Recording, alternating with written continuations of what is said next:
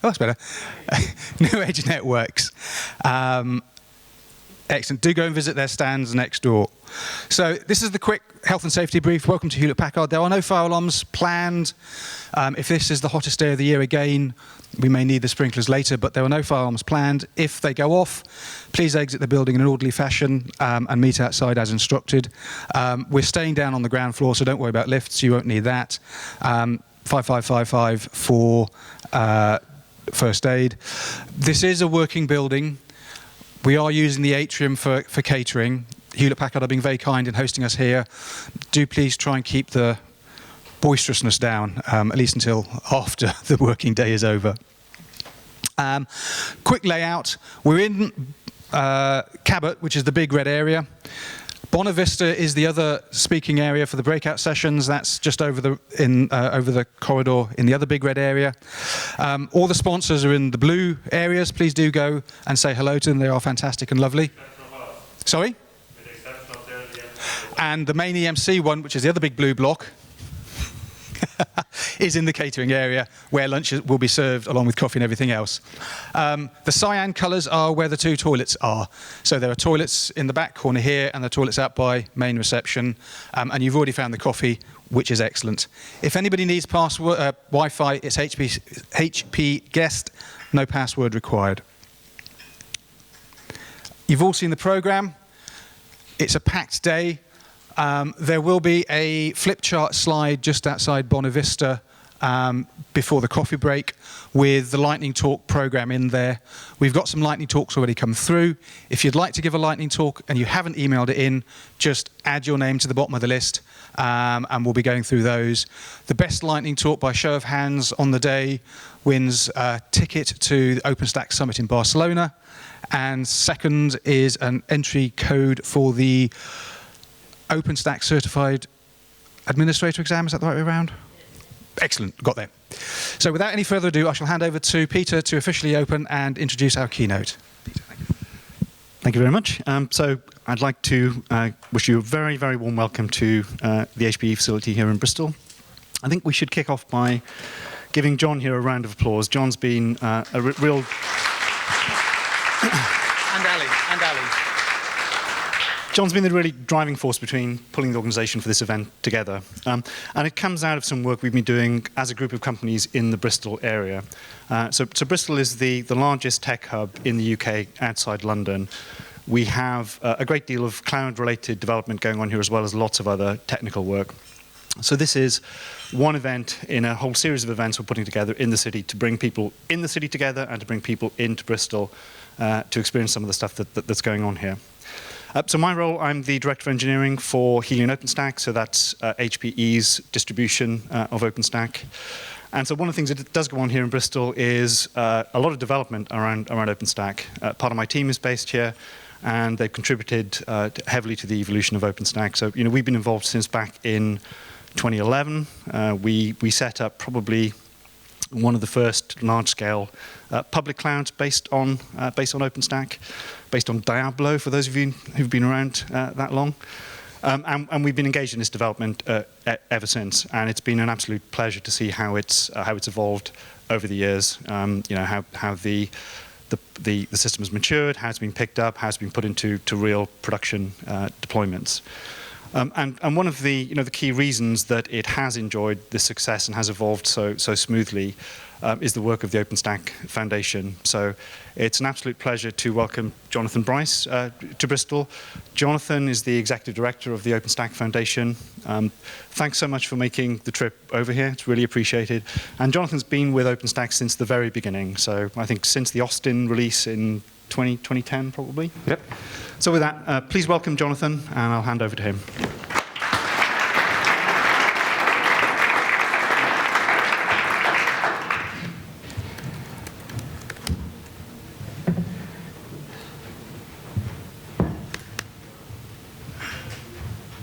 All right.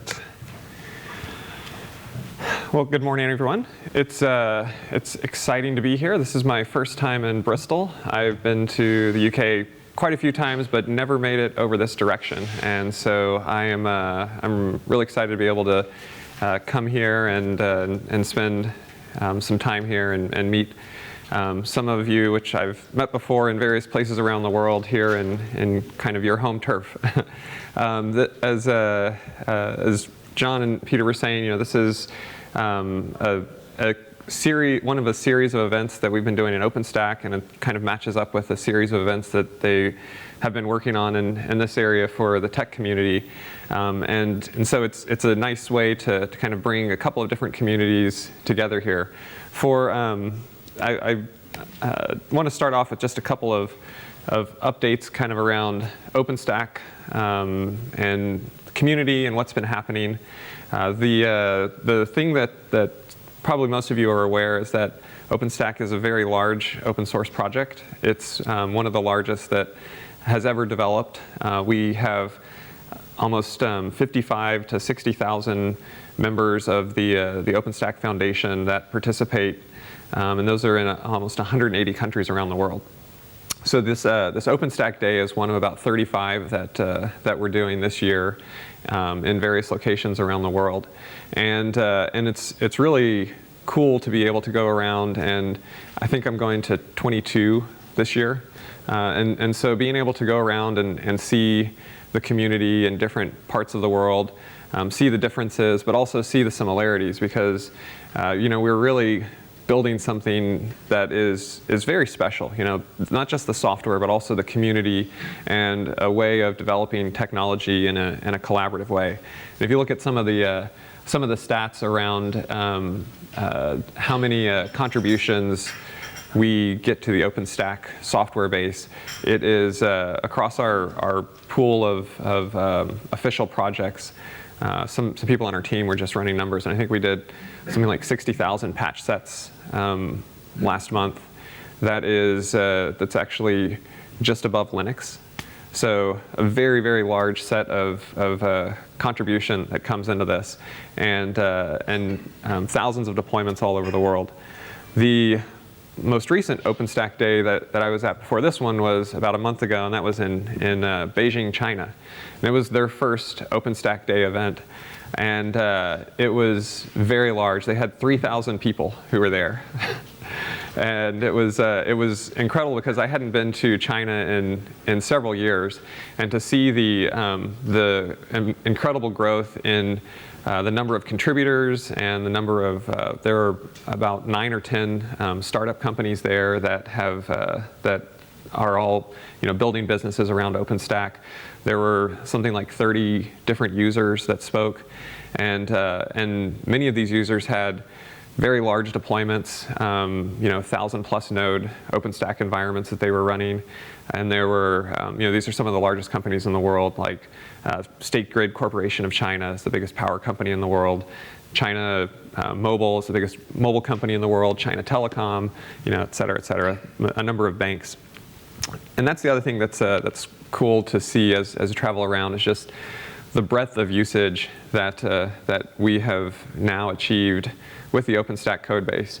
Peter was talking about the early days and the early releases, and OpenStack started as really a pretty simple set of projects focused on basic virtualization and object storage. And those contributions that Rackspace and NASA put initially were pretty small. You might have seen that there are 5 million plus lines of code in OpenStack now. Does anyone know how many lines of code there were initially? Any old timers? It was about 15,000. So 15,000 lines to 5 million in the last few years, and what does that mean? It means that it can do a lot more now than it could back then. and so you look at the companies that are using it to do enterprise private clouds across retail, finance, insurance, industry. There are a number of public clouds, including several here in the UK, like Data Centered and UK Cloud, even more in Europe broadly. There are service providers, like some of the ones that I mentioned in China, as well as AT&T, Verizon, Swisscom, Orange, others that are using it. And then a lot of academic, government, and research usage. On Monday, I'm actually going to Cambridge to meet with them there and talk about some different research and HPC use that they do for OpenStack. So it's very cool to see how all of this has developed over the last few years. One of the other stats that is exciting for me personally, is this one that comes from our most recent user survey. We catalog user deployments throughout the year, and twice a year we kind of gather statistics together. And the most recent report that we did, which was in April of this year, 65% of the deployments reported were being used in production. And that's a huge jump. That's about 33% more than just a year ago. And if you go back 2 years, it's about twice as many deployments.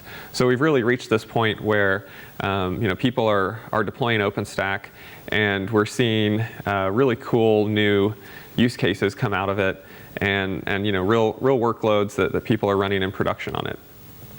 One other thing that I want to mention that is a program that we started last year that is a really important one is the OpenStack Powered program. And this is what defines kind of what an OpenStack cloud product service needs to look like. We had a dinner last night with a few people, and there was some discussion about different aspects of OpenStack, and someone said that the API is really what is key and valuable about OpenStack, because it gives you a standard way to access resources. And so this OpenStack Powered program is what we use at the foundation to test different cloud products and services to see if they're complying with that. This is a program that's defined by the community. There's an interop working group that anyone can participate in, and that working group does 2 updates a year to this program. We just did our most recent one in August, and the way that this works is any product or service that wants to use the name OpenStack has to pass the specification, which includes tests as well as code requirements. The most recent update to the specification was in August, and it added about 120 new tests and new capabilities. So this tests hundreds of different actions that every OpenStack cloud supports, and using that, you are able to build applications that work on private cloud products like HP and Red Hat and Canonical and others, as well as the public clouds that are out there. So you can really build applications that can make use of different kinds of resources. So what I want to talk about is kind of the future and what all of this means as it comes together. Because I've been doing infrastructure for a long time, for about 20 years now, and that is it's interesting to see how for the first 10 to 15 years that I was doing that, it was very much like doing the plumbing of the internet, where people don't really want to talk to you. They just want your stuff to work. They want all of the data to flow. They don't want to, have to worry about the fact that somebody's out there taking care of that. And then about 5 to 10 years ago, infrastructure started to get really interesting because people started to have different phenomena that came into their work and into the applications that they were building. I mentioned later that some stats from AT&T, but I'll just tell you now, AT&T, they're the largest integrated carrier in the world. So massive company, they've been around forever, but when the iPhone came out, the data traffic on their network grew 150,000% in 6 years. So think about that. You're already the biggest company at what you do, and now one of your core functions grows 150,000% in 6 or 7 years. And so that's the kind of thing that's happening now, where we have such global distribution of technology and of devices that you can upend even the largest companies, the largest infrastructure providers that are out there. So infrastructure has gotten interesting again, and that has created all kinds of opportunity. It's also created a lot of different kinds of competition. And as you look at what the future brings in the technology landscape, there are kind of two viewpoints that people have as they look at that. One is that it's kind of a land grab right now, and who can capture the most market share, who can go out and become the source of the greatest amount of computing, storage, processing capability.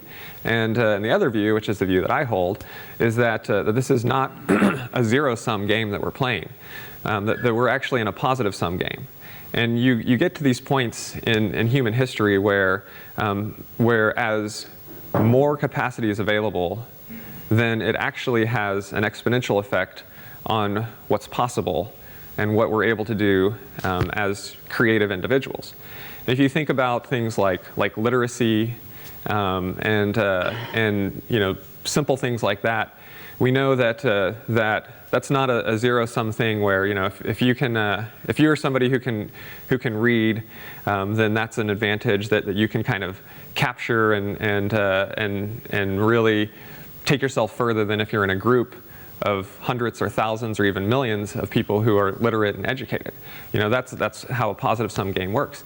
And I think that as we look at the next century, really, of progress, one of the fundamental pieces of that is going to be computing power. Because everything that we do now relies on software, it relies on collecting, processing, and working with data to discover new insights, experiments, new ways of automating things, of building systems. And this is, I think, the point that we're at right now. So for me, what's really interesting is I think that computing, and cloud computing specifically, is one of these positive sum kind of situations that we're in. So when you're in that kind of situation, a system like OpenStack that's open, that has standards, that is available for people all over the world, to me is extremely important. So what role does OpenStack really have in that kind of a future? And what are the opportunities that are out there? Well, I think that there are obvious ones, that OpenStack is already being used for standard applications, but also big data and analytics is one of the top workloads that OpenStack clouds run right now, and that's one that's only going to grow more and more as the Internet of Things, as machine learning and artificial intelligence continue to grow. Those are systems that produce incredible amounts of data and also need to do a lot of computing work on them to really dig deep and find the kind of new ways of interpreting the world and everything that's going on around us. And that includes not just the mobile phones and the iPads, and not just the smart thermostats, but also autonomous vehicles, autonomous cars. In Australia, they have autonomous trucks that operate in the mines. They have autonomous trains. And this is only going to grow more and more and more. And what do all of those systems need? They need incredible amounts of computing and data processing to be able to run efficiently and safely and effectively. And that's just one area. The telecom industry is going through a massive shift as they implement virtualization on their networks. NFV, network functions virtualization, is really kind of a rebuilding of all of the telecom infrastructure in the world that's happening. And this is coinciding with the rollout of 5G, which dramatically increases the capacity of those networks to move data around and creates interesting new use cases and possible kinds of applications. We get to talk with different companies sometimes about the types of R&D that they're doing. One of the things that's pretty interesting is some of these companies are virtual reality has been around for a while, and VR headsets have been kind of becoming more hyped and popular in the last couple of years. But the thing that really makes them work is massive network connectivity. And so some of these network companies have really cool prototypes and demos about VR. But what's cool about it is when you think about not just VR of home alone, with a headset on, sitting in an empty room, pretending to be somewhere else. But they are looking at how to do more augmented reality kinds of things. Like you go to a sporting match, and you're able to watch the match, be there in the arena, get that experience, but also at the same time do your own replays, do your own stats call-ups and those kinds of things through augmented reality. So to pull all of that together, again, computing, networking requires big amounts. So this is entertainment, finance, communications, all of these industries are undergoing a lot of change. So what does that mean for OpenStack? Well, I think that there are three things that in the OpenStack world we need to focus on, and we need to make sure that we continue to invest in as this positive sum world develops. The first one is that we need to continue to innovate. When we started OpenStack, it was incredibly innovative, and it was really funny because it was kind of like too far on the bleeding edge in some ways, and definitely a very new concept and new technology for a lot of people 6 years ago. And it's funny because sometimes now, OpenStack, some people look at it as kind of the old thing. But the thing for me is, OpenStack is not just the code. It's not a specific set of functionality, but it's really what we've built in this way of collaborating on technology. And it's kind of a competitive marketplace of ideas. And the way that we are able to bring in new developers and new code to continuously handle new types of use cases is, I think, the real strength of OpenStack. As it gets bigger and bigger, that's harder to maintain. But we have some benefits over a standard company or a standard organization. We have this global footprint of people who are really bought in, who are really passionate, and really engaged in contributing to this base of technology. And we don't have necessarily kind of the same entrenched interests that a corporation might have, where we have to worry about cannibalizing our sales or whatever as new technologies come out. And so we've seen some areas where we're starting to push the innovation again with containers and with new forms of networking. But I think that that's something that we really need to continue to think on. I mentioned already, IoT, and this was an interesting demo that we did at the summit in Austin. How many of you were at the summit in Austin? I know at least a few of you were. Okay, yeah. So this was the IoT demo that we did, where there's a company in the Czech Republic that's building a smart city pilot, and they set up a bunch of sensors in our event venue to track air quality and temperature and crowd traffic and things like that.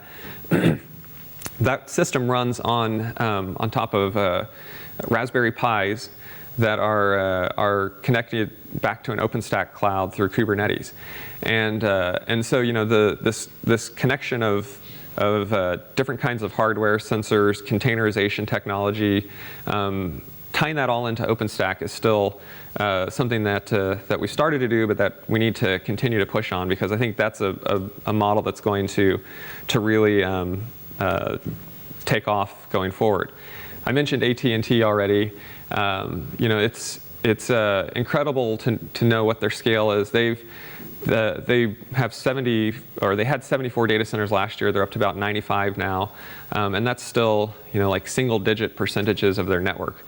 And their goal is to move that to 75% of their network virtualized on top of their cloud in 3.5 years. So they are moving very quickly and doing things at large scale. And this is a completely different workload than what Rackspace and NASA were thinking about 6 years ago. And there are going to continue to be new workloads and new use cases that come out. So we have to constantly think about, how do we innovate?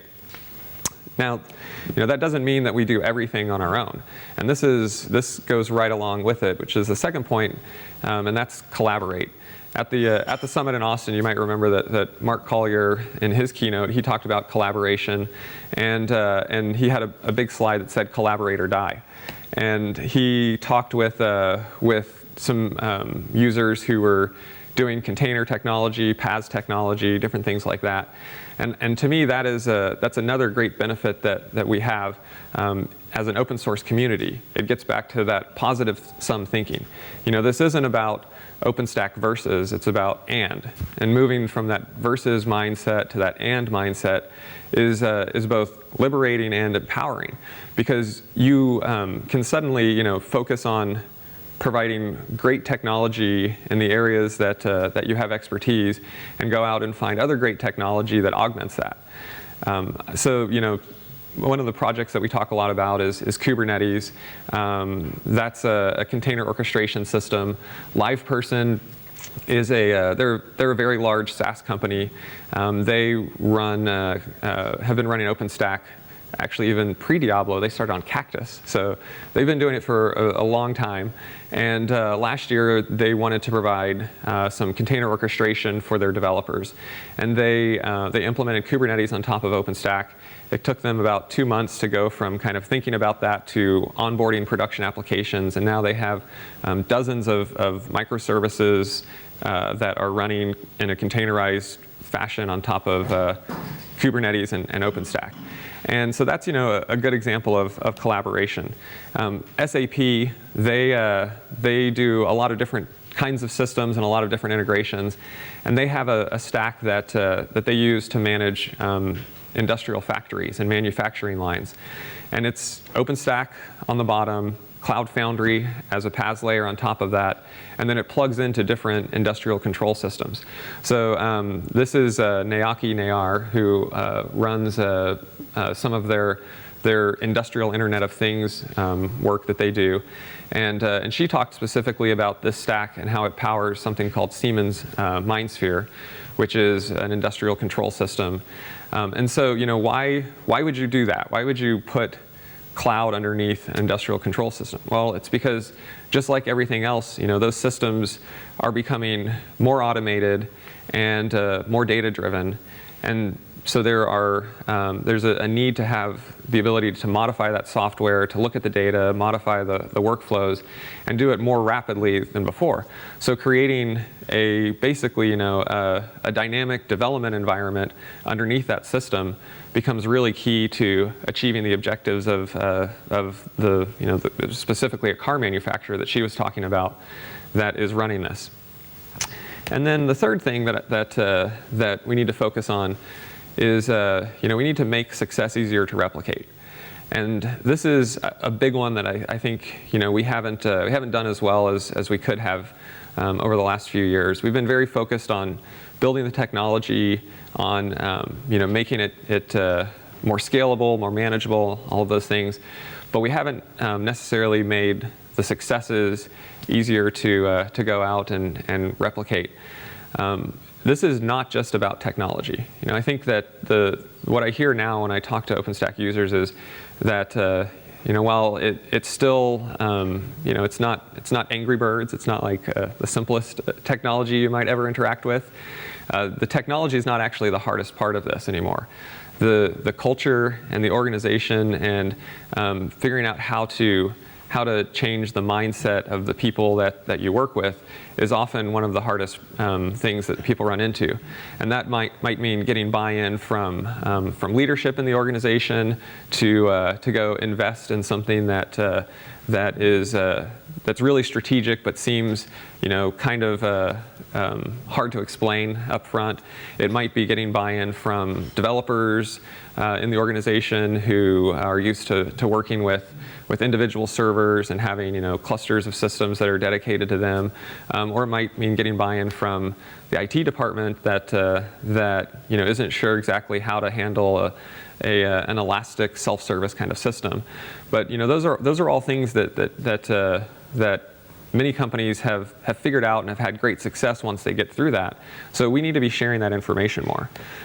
One of the things that we recently published was a set of books that were written by users and operators in the community, where they were collecting some of the experiences and the best practices that they've had.